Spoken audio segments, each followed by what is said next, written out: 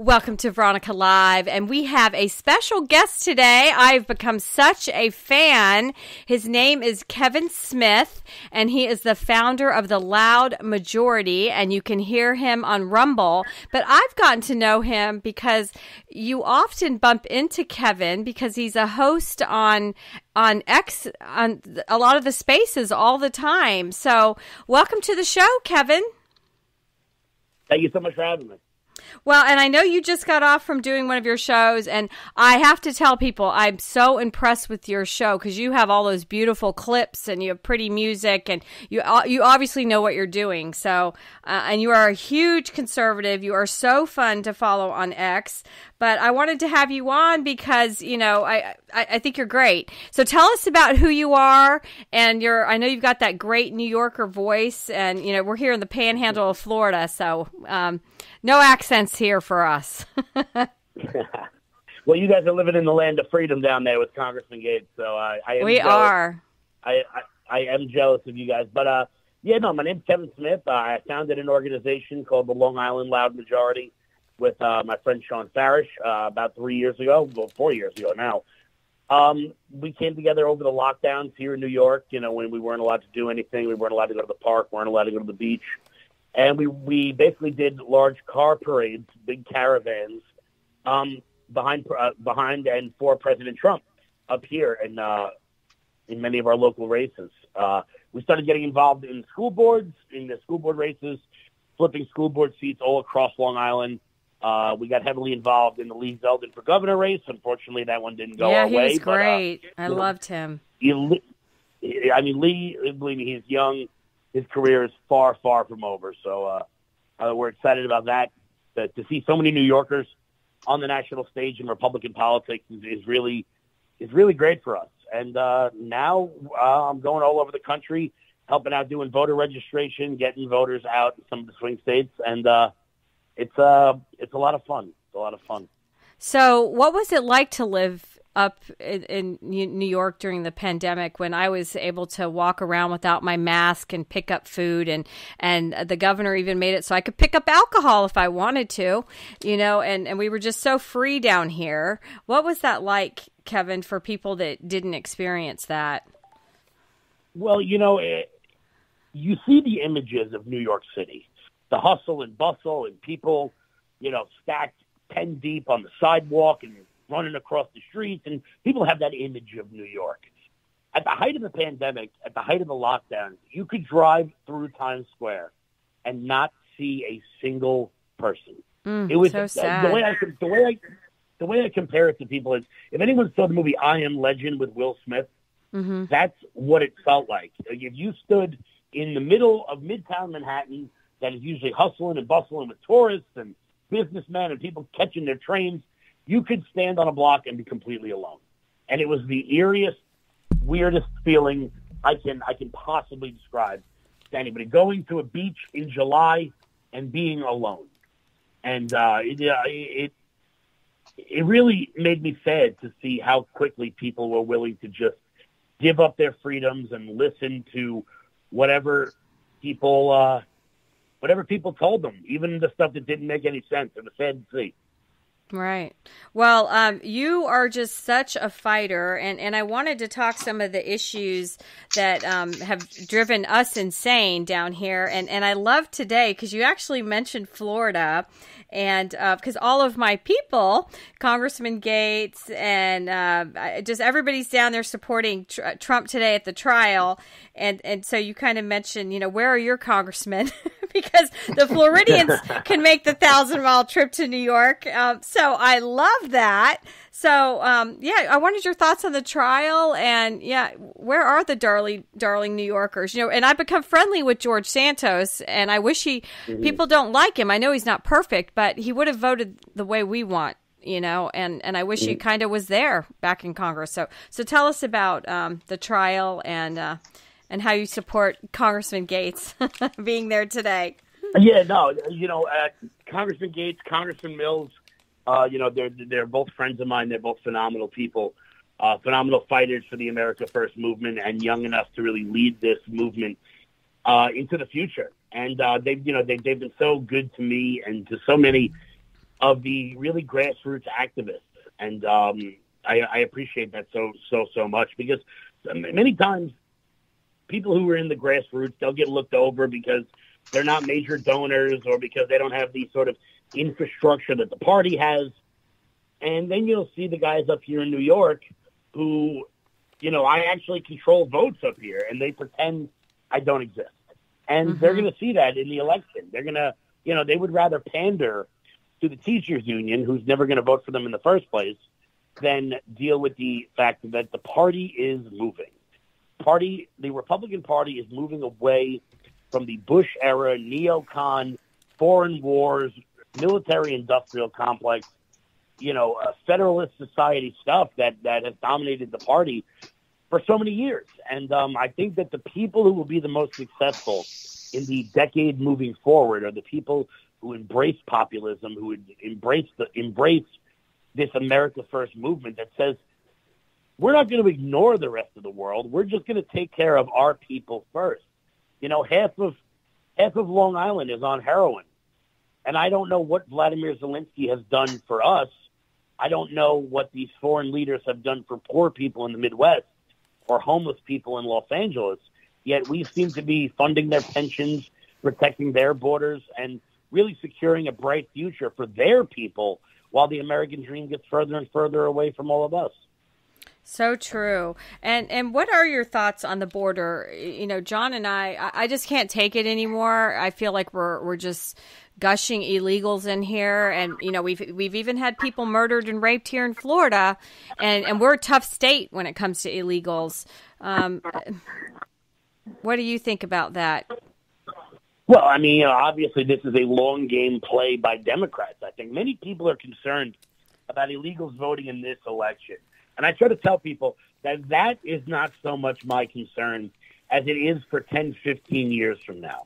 So if you go back, about a decade, Barack Obama was talking about DACA and a pathway to citizenship. Well, many of those people who were let in illegally have now become citizens, and they are far less than the people who have been let in under the Biden administration. So for me, this bothers me electorally moving forward in many of our elections, also with congressional apportionment. So for those of you who don't know, the way the electoral college works is each state gets a certain amount of votes based on their population, not based on their citizens. So many of these blue states are able to hold on some of their bluer congressional seats because illegal immigrants get counted in the census. That's why we're seeing so much movement towards adding a citizenship question to the U.S. Census.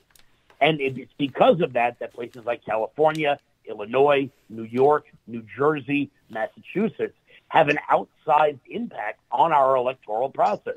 Because if we only counted citizens, I don't think California would have 51 electoral college votes. Maybe they'd have 48.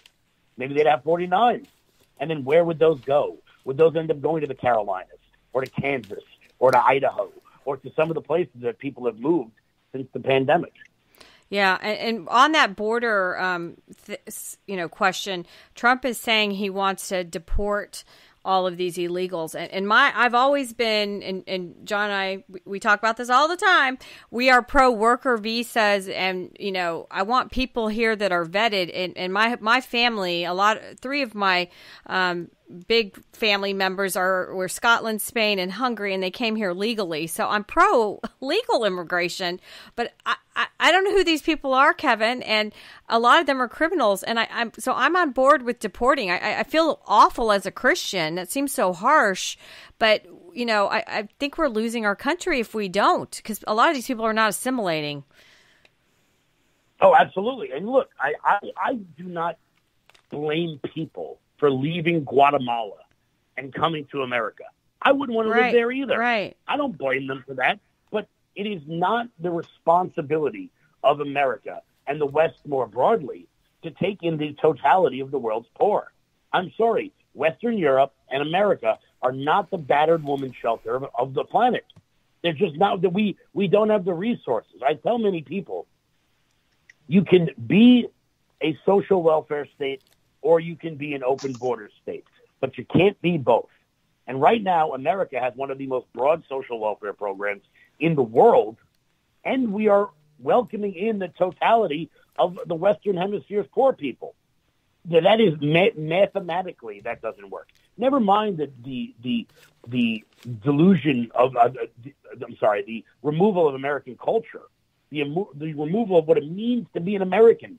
We just saw last week that the flag of Minnesota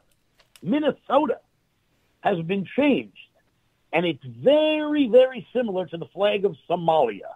Now, if you look at I can't stand that woman, Kevin. Yep. Oh my and gosh. You know what? She's a terrorist. Most people don't think of Minnesota like, the frozen lakes playing ice hockey as a landing spot exactly. for Somalia. Yeah. But there is a large Somali population, particularly in the Twin City suburbs, who have now changed the flag of their state to look like the state flag of Somalia.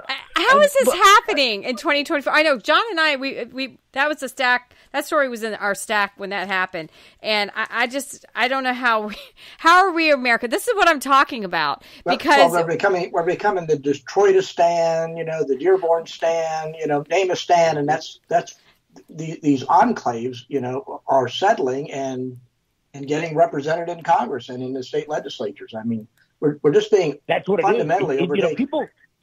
People talk about shadow governments all the time, and when I think about shadow governments, I don't think about Davos or the World Economic Forum. I think about your local legislatures, who, if people are being honest, most people do have no idea who their state senator is, who their state assembly person is, who their city council member is. No, they call me when it's time to vote, Kevin. They're like, Veronica, we know you've vetted everybody. Which judge? Which commissioner? So I have my Veronica list I send out.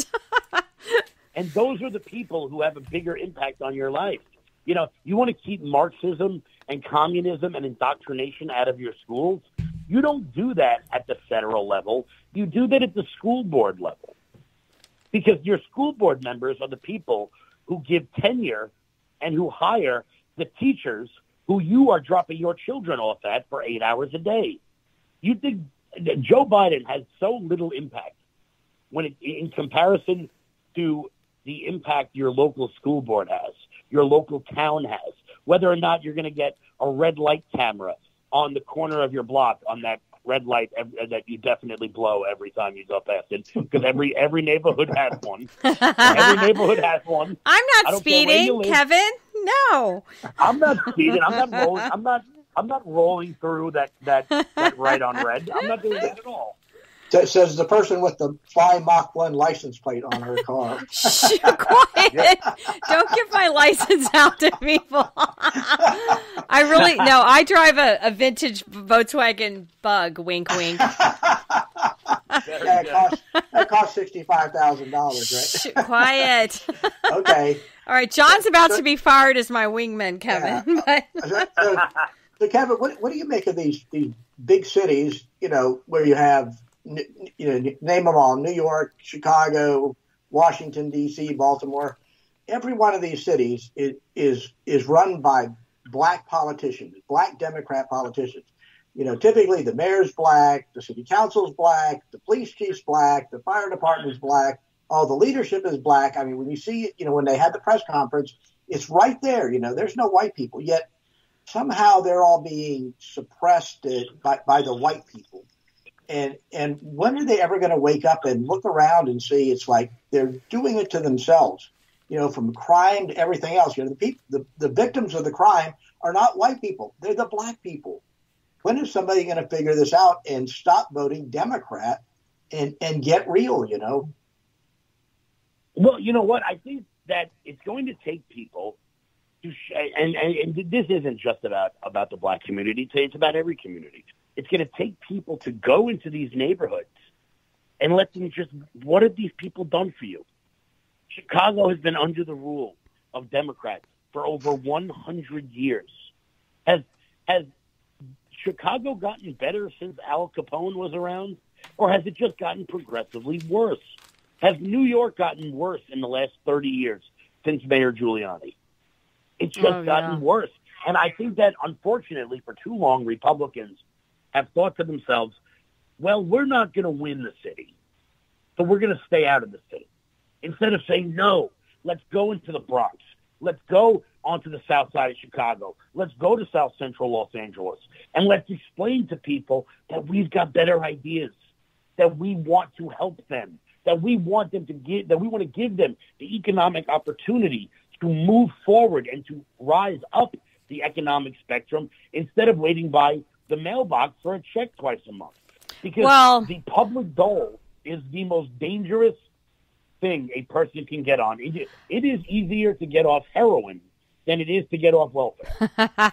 Well, do you think, because, my children actually work and live in New York City, and they've, Mayor Adams has welcomed 400,000 illegals, and then now he's kind of pushing back because he's out of money. And then I listen to a show every day, the Cooner Report in Boston, and they've taken over in a black neighborhood in Roxbury. They've taken over their, where kids after school, black kids of single mothers would come play basketball, or an old guy that, would go work out. That was their place. And now they kicked out everybody, and it's illegals. So it's literally out of control. That I've been starting to see on social media and in news stories that black people, and I'm Hispanic, but, true Hispanics that might be more working class, they're starting to push back because they're tired of this. All of these people, nobody gives me free anything, Kevin.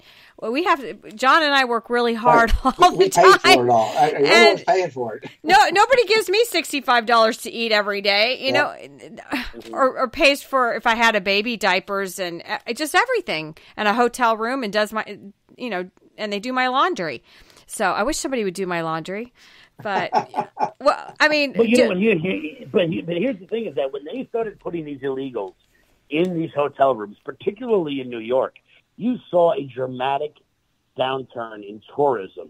Because if you're coming, there are people who come to New York, they spend their life savings to come to the St. Patrick's Day Parade in New York, or the Macy's Thanksgiving Day Parade, or, there's a parade in New York like every 15 minutes.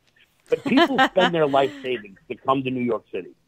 Why would you're a family of four from Ireland, and you want to go to the New York St. Patrick's Day Parade? Why would you ever rent a hotel room in New York if you know that the totality of the hallway you're going to be on is filled with Haitian 22-year-old men who have nothing better to do but drink and get high all day long? Yeah, because, look, I want to be clear. This is not an immigrant thing, okay? If you're a 22-year-old man, white, black, Hispanic, up, down, left, right, and you got nothing to do all day, you know what you're going to be doing? Causing trouble, okay? I don't care what you are. 22-year-old boys are like the worst things on planet Earth. Like, they just cause trouble. So they come here, we give them money, they got nothing to do all day, they're drinking, they're smoking, they're doing all sorts of nonsense, getting into trouble. Why would you, as a tourist, want to stay in that hotel? I wouldn't. So what do? You go somewhere else. And it hurts the neighborhoods and that these hotels help sustain. It hurts the restaurant that's next to the hotels.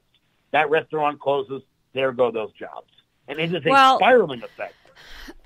I guess, around here in the Panhandle, Governor DeSantis has been very hardcore with the E-Verify when it comes to illegals.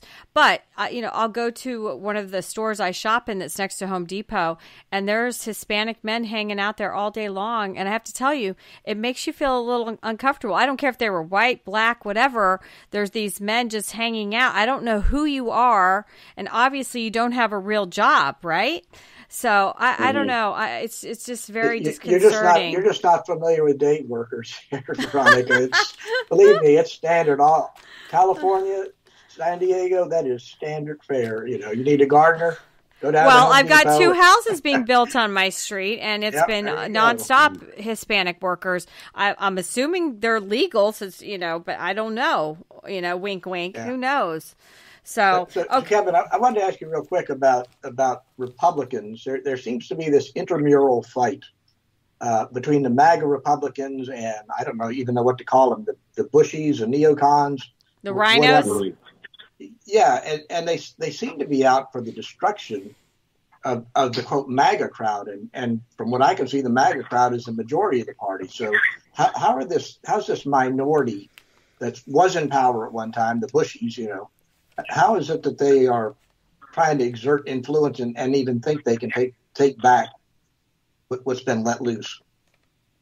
Well, I think a lot of them see what's coming. I think a lot of them know that the populist America First wing of the party is taking over. And that is why I think a lot of them, Kevin McCarthy, Mike Gallagher, some of these guys, Ken Buck, they're taking their ball and they're going home. They're going to get their jobs at Raytheon and at Boeing and at many of the major lobbying firms and the consulting firms because they know that we're winning. And I think that a lot of them are just trying to get whatever they can before they get out the door. And look, it took 30 years. I'm 34 years old. All right. It took 30, 40 years for Republicans in this country to ruin what Ronald Reagan created. We're not going to win this battle overnight. But I think that if we keep plugging away, we get strategic with what congressional races we want to win and how we win them. I think that we can take this MAGA movement long into the future.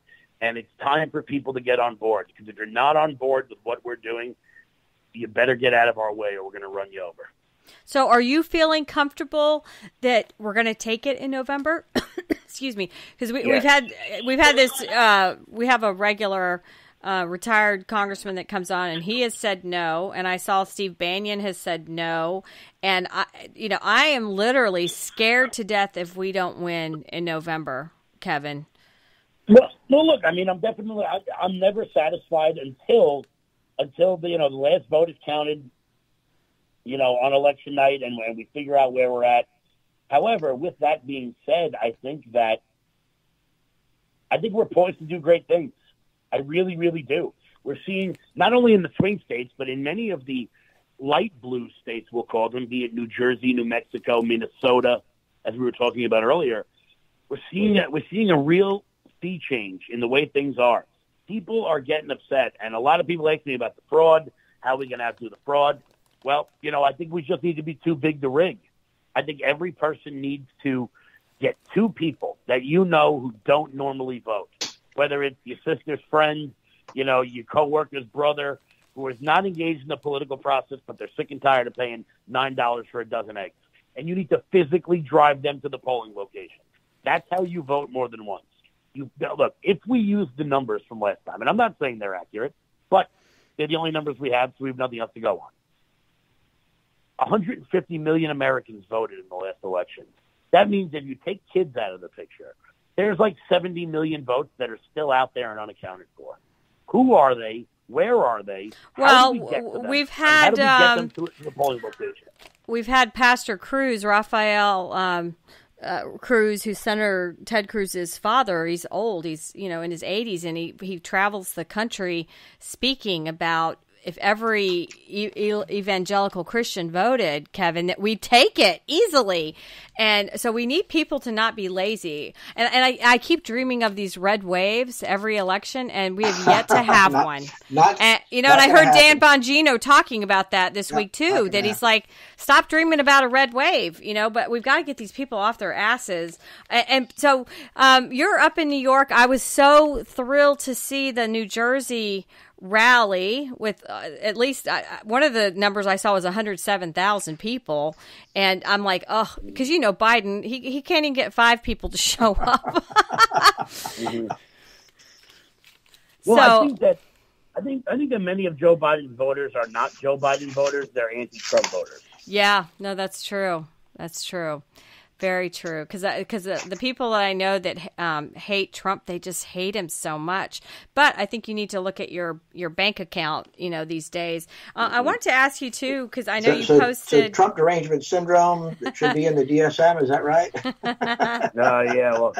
Yeah, right next to right next to radical gender ideology. And that is just, yeah. I've been getting a lot of hate on that because I'm tired of boys that pretend to be girls winning these races. And like this morning, I posted on X. I'm like, where are the feminists? You know, you don't hear a peep from them, and I'm sick of it. Well, my question is, where are the women? Where are the women in sports that I grew up with? The people, the Mia Hamm, Summer Sanders, Brandy Chastain, Candace Parker, the people who benefited from things like Title IX. These were icons. Everybody remembers that, you know, the Women's World Cup match in '99, the girl took her shirt off at the end of it. They were the stars of America.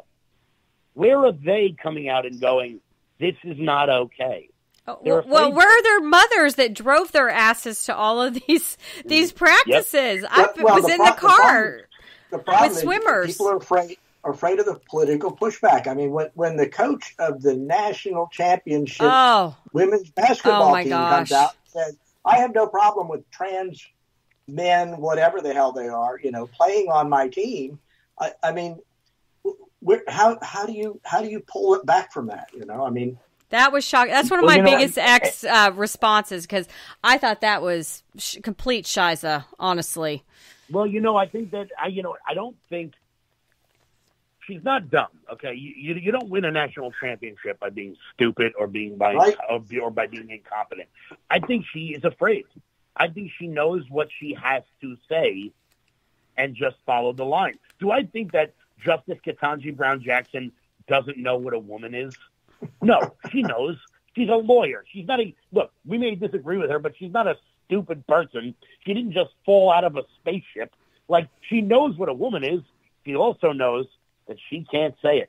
And that, to me, is even more terrifying. But you know what, though? Because we're seeing that adorable Chiefs Catholic kicker who was speaking at a Catholic college about his wife, how she stepped up and decided to choose motherhood and raise her children. And yes, he's a millionaire. So I've been all over saying that, you know, women dream of men like this, you know? And it's been so interesting being attacked. Somebody asked me last night, I was going back and forth like, oh, you must be in the kitchen cooking. And I go, no, my husband's in the kitchen cooking, you know? So I don't know. People think that they think it's horrible that a man would, you know, be grateful and thankful. And of course he makes millions of dollars that his wife is willing to raise children. I mean, I've been I was in the military 20 years. I've, you know, done it both ways, but I've always had a supportive husband. And so all of a sudden you're like this handmaid woman if you like this guy.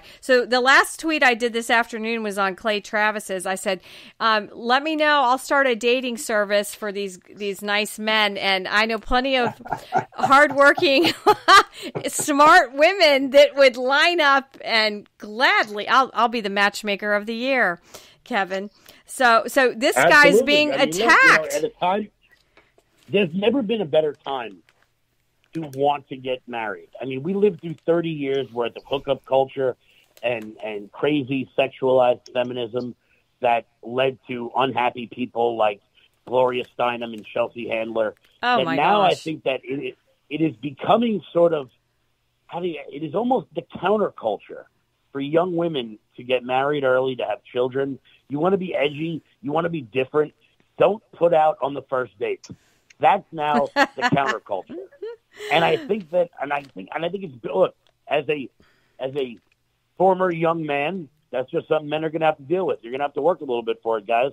You know, and I think that that's better for men, and I think it's better for women. You know what surprised me, Kevin, was to find out that for women that want to do that, the worst enemy are the women that are just the opposite. What do they call it? The 301s or whatever that paid service is. I don't really get into any of that stuff. OnlyFans. Yeah, OnlyFans. Yeah, that's the one. So those people that are doing that, they think that the women that want to preserve themselves, that believe in God, you know, believe in a stable marriage, that they are the enemy. And the best analysis I saw was the OnlyFans women are so miserable, you know, because they don't have a man. They're in their 30s and 40s. their looks are going away, and their stock's going away basically, and they're never going to have a man, and they're so jealous they don't want the young 20-something. On that note, John, like when I've been attacked now by many women pushing back on this, and and I consider myself, I'm a type A. I've worked, I've been in the military. I'm tough. And I look at, a lot of them don't have their picture, number one. Or if they do, you're like, okay, green-haired lady. I don't think they like men, because a lot of women today hate men. And this guy's great. If I had 20 daughters, I'd be like, you got to marry a guy like that. I mean, that's, what you're striving. I've already said that anyways to my, my kids. Choose well for the father or mother of your children. But, I feel bad for this guy. And I don't know if you saw too, Kevin, on X this afternoon, the NFL released his address. The Chiefs did. Somebody, and then they quickly deleted it. How convenient. How convenient. Wow. They're just bastards, honestly. So Kevin, you're the name of your podcast is The Loud Majority. I'm just curious, is that a play on the silent majority? Even though we're the majority, we need to be louder. Is that? Yeah, absolutely. I mean, people for decades have talked about the silent majority, and then when we were starting this movement, as it was getting bigger and bigger and bigger, we started to realize that why should we be silent if we are the majority? And so we said it was time for us to get loud about it. And here in New York, when the world was closed and nobody was out driving around and nobody was doing, and nobody had a life really, all you could hear out there was us blaring our horns, honking our horns, people waving at us from the side of the road when we were having caravans with 10, 20, 30,000 people in it.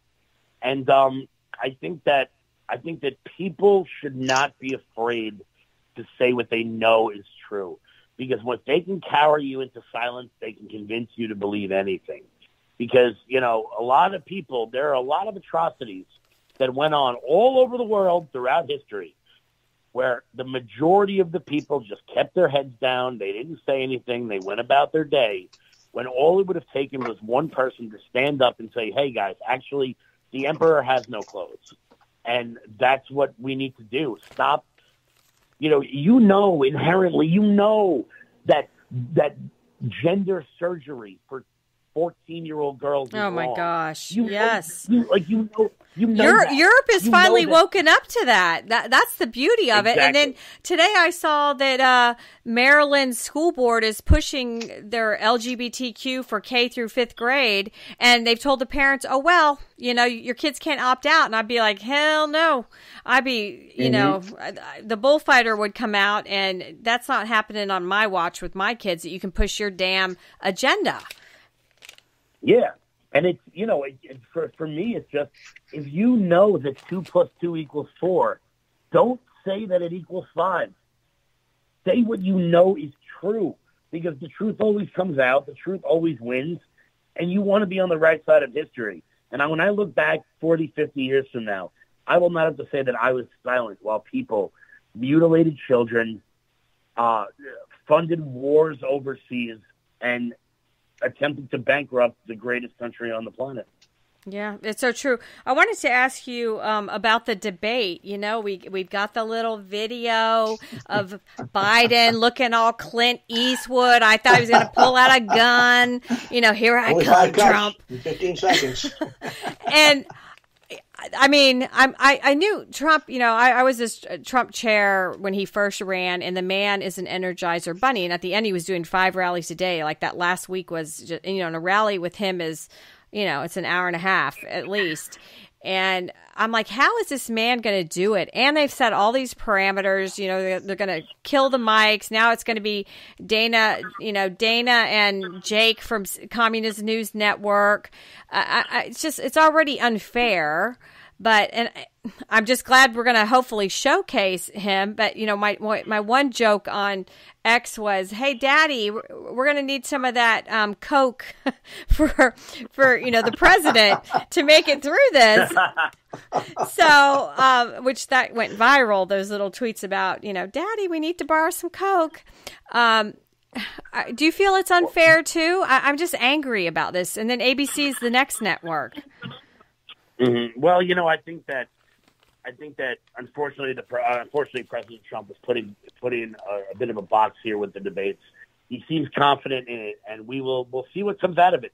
But we knew that it wasn't going to be on Fox News. Let's be honest. I mean, and as much as I would love to see One American News or Newsmax or LFA TV, where I am on, I would love to see us host one of the debates. But unfortunately, I live in reality, and there's no way that the Democrats would ever agree to that. So I think that the president knew that the only way he was going to get the debates, was going to get Joe Biden on stage, was if he caved to a few of their demands and agreed to whatever they said.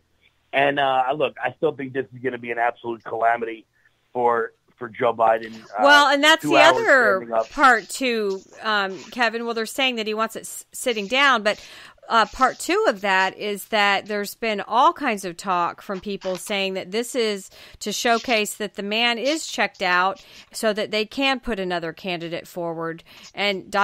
Who would that be? Oh, well, I will say that I am not of the mind that they will replace Joe Biden. I think that the Democrats believe that they've still got the guy. Many people are talking about Newsom. Many people are talking about Michelle Obama. I just don't see that happening, particularly after the debate. Because if they replace Joe Biden after the debate, they are basically going to sign the death sentence, the political death sentence for all of their down ballot candidates. They're going to say the Democrats don't have it together. We knew Joe Biden wasn't the guy. Why did you force him on us? Now you're going to force another person on us without letting us pick, without letting us have the democratic process. Now, do I think that'll be a majority of Democrats? No. But I think it'll be enough to lose the election such that you're not going to put up one of your A-list candidates to go die on the vine in an election they're probably not going to win. So I think they're saving Newsom for 28. I don't think Michelle Obama he's wants awful. to be in the political she likes to have her chef and her hair done and show up to Fashion Week in New York. No, she doesn't want the job. Hey, look, that sounds good to me. I mean, I don't have a chef, but if there's anybody out there who wants to cook for free, I mean, I would have a really cute male trainer. I already told that to my husband. Probably a former Navy SEAL, and that would be the only time I like tattoos. So I'm just putting that out there. Okay. So, Kevin, what about the other hot issue are all of these dorky protesters? I'm about to go to New York again to see my children here in I don't know, like 10 days. And last time I was up there at Thanksgiving, literally every frickin' day was a damn protest. To the final one, but that Sunday they took over the Brooklyn Bridge. And I remember I was near the mothership Nordstrom where they made it snow. And I was really excited because I don't have a Nordstrom where we live, right, John? And so I walk into the mothership, and it's all these people with their little black and white scarves. They were all drinking Starbucks, and it was a Friday. Where the hell? Why aren't you at work? So tell me when this is going to stop.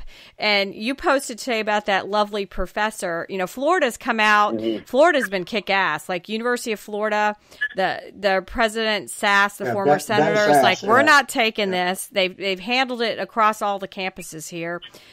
When are we going to have control of this situation? Because I'm worried come fall, it's going to go bananas, and especially if Trump is like, really, his numbers are, even better than they are now. Well, look, I think that people are getting tired of it. I think they are. I think that even if you look at the news coverage of some of these protests, the protests haven't necessarily stopped. They've been more West Coast oriented now at the University of Washington and at the University of California at Irvine. But they're not making the national news the way Columbia did, the way Yale did, the way some of the original ones garnered such media attention. I think that people are sick of it. I think that they're bored of it. I think they're bored of the cause. I think that they are done dealing with outside agitators who are basically tricking college kids into thinking they're being self-righteous. And that's exactly what we're seeing. Now, with that being said, if the Democrats have their convention in person in August in Chicago, as they are planning on now, you are going to see rioting like you saw in 1968. And I think it's going to be even bigger than the riots in 68 because there's going to be a lot more news coverage. There's going to be cars on fire. Yeah. There's going to be all of that sort of spectacle, and that is not going to be good for your normie, run-of-the-mill Democrat voter, because Brandon Johnson, the mayor of Chicago, will let it happen. He will delay and not allow the police to do the necessary job that Mayor Daley did in 1968, where he said, go in and end this crap. End this crap right now. We're done with this. You're not going to make Chicago look bad. But Brandon Johnson is in league with the radical progressive wing of the Democratic Party, and I think he's going to let it happen. And you're going to see images coming out of the Democratic National Convention in Chicago that are going to make that are going to blow your mind. So, what do you think is going to happen at the Republican convention? Anything similar? I think there's going to be protests, but I don't think they're going to be anything like the Democratic ones. I think those are going to be absolutely bonkers because, well, first off, it's happening sooner. The Republican convention, I believe, is in June in Milwaukee, which is a smaller city, but the Democrats right now are the ones who are allowing their radical wing to get out of control. But I'm concerned about the Milwaukee radicals. Considering the population, it's a blue state, or typically, and Milwaukee in particular. Well, I think that the Chicago protest is going to be a lot bigger, particularly because Dearborn, Michigan, and Lincoln Park, Minnesota, are within driving distance, and we see a large Arab population there, and that is what many of these protests have been about. We've also seen the amount of Antifa come out of places like Chicago. So having their protest there, having their convention there, is going to mirror '68 when it comes to the scale and scope, I believe. I think there'll be protesters at the Republican one, but I don't think they're going to be anything like what we're going to see in August. Well, occasionally, I remember, I'm old enough, Kevin, to remember 1968, okay? Let's put it that way. But occasionally you need a good riot. Okay, well, I'm not old enough to remember that, John. So, well, here's the thing about it, is that many political historians, and I would consider myself an aspiring political historian, but many people believe that those riots in '68 were the catalyst to the Reagan Revolution in 1980. Okay, well, that makes me feel good. That they created a generation of Republicans who looked at those people and said, these communists, these hippies, they're out here, these draft dodgers, we don't want nothing to do with them. We're going to vote for the other guy. And then you started to see that sort of 1970 groundswell. You saw Lyndon Johnson not run for re-election. And then we went Nixon, and then we moved into Reagan, and we got that sort of era. Yeah, Carter was in the middle, but you started to see that actual real Reagan Revolution. And if Chicago is as bad as '68, do we have an America First revolution that turns normies, the regular people who don't follow politics like we do, to say, look, I may not like Trump, but I'm looking at that, and I definitely don't want that crap. So I'm voting this way. So have you always... I suspect the real answer is going to be the economy. I mean, it's, back to Jimmy Carter days, again, I lived through that, and I think people are going to vote with their pocketbook. I don't think it's noise. The riots, the Palestinian stuff, it's all noise to everybody. It's when you go to the grocery store and you pick up a box of cereal and it's $10. That's the message to people that they understand. Oh, I agree with you, but I think that the visuals of these riots, of what's going to happen in Chicago, are going to be visceral to people. I think that those are going to be those lasting images. We have lasting, iconic images in America, and I think that you are going to see footage come out of this that is going to rock a lot of people to their cores who don't necessarily pay attention to it. I will say, Kevin, there's been a lot of the black community that has pushed back with the illegals. I've seen all kinds of interviews where they've had it too, and they already have such crime issues up there. So I wanted to ask you about who do you think the VP pick is going to be? Because just out this afternoon was from the Trump campaign saying he's made his decision. So, is that why Gates was like getting close to him maybe, or? Well, I can say that. I can say that I don't think it will be Congressman Gates. No, I know. I'm joking. I love him though. But no, I think that I think there's a couple ways they could go about doing this. Does he pick an America First successor? Yes, that's what I want, and I think he needs to be younger, or she. Well, then there's possibilities out there. There's J.D. Vance. I like him. I would like J.D. Vance. But for me, I think it has to be someone who gets you something. And that's what vice presidents have been all throughout history. They've been someone who gets picked because they don't have what the top of the ticket has, whether that's a state or a demographic or just an age. Well, who do you think it is then, Kevin? When you look at the list, I'm not a Tim Scott fan. And everybody's like, well, we need him for the black vote. I just don't think he's dynamic enough. Then they keep touting Governor Bergman, whatever his name is, from North Dakota. And I'm like, no. Tulsi Gabbard I love, but I don't know what her pro-life stance is. The problem is you need to think like Trump. I think that if Donald Trump politically, and this is not who I want. Okay. Politically, I think Tulsi Gabbard is the politically best choice. Well, I need to know her pro-life stance because stupid RFK Jr., they're like, oh, Trump should choose him as a VP. And then what did we hear this past week? He's ready to kill a baby the day before it's born. So I have to know what her... I've met her. She's wonderful. She's a firecracker. But Veronica, the problem... It's not a problem. You understand... You have to understand who Trump is. Trump is a transactional person, okay? Yeah. He's looking at it from a mathematics standpoint. It's not a philosophical one. It's not, his position is we got Roe versus Wade. You got what you wanted after 50 years, okay? It's back to the states. Let the states figure it out. So that's his abortion. That's whoever he gets for VP, it's not going to necessarily be a pro-lifer. Oh, come on. I can't handle that. It's transactional, yes. Okay? It's 100% transactional. You have to realize the vice president doesn't actually do anything. Right? Like, they have no real power.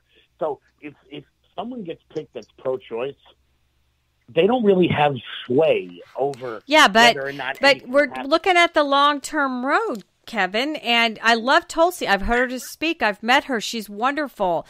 And she's a military woman like I am, so I'm all about her. But I have to know that she's not going to be pushing the abortion agenda.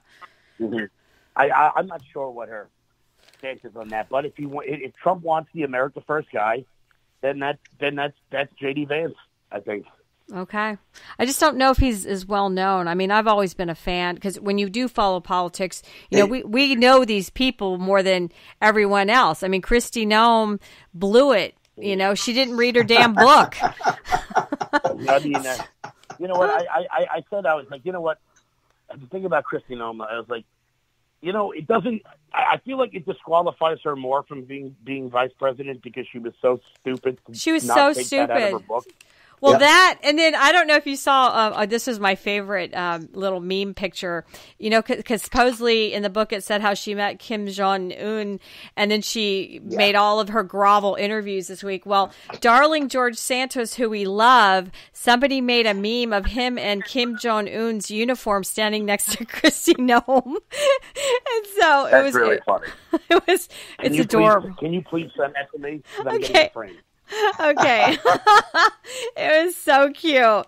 Well, so you think it might be her then? I mean, I do like her. Don't get me wrong. I think she's kick ass and she's been making the circuit. And I don't want her. She's not my pick. Yeah. But I think from a political look, go back and look at every vice president. They got the president something they didn't have, and I think Tulsi Gabbard would bring him disaffected liberals. Possibly suburban women, military members, youth. Those sort of Democrats, you don't really know where they fit anymore. The people who aren't radical leftists, but they're just not ready to join the Republican Party. That is what Tulsi Gabbard is. So I think from a political perspective, that's I'm the on idea. board.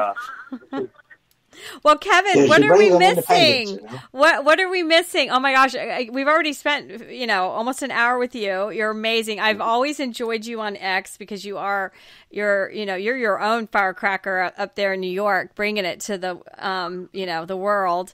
Any final thoughts on it? Anything we've missed today? And I've got to have you back because you're so fun.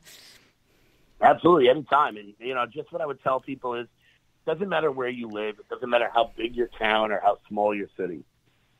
There's someone out there looking for volunteers, looking for help, looking to get involved, looking for people to join in this political process. I'm a firm believer that you can do anything you want in this country. Let me tell you guys something. 10 years ago, I was working at a bar.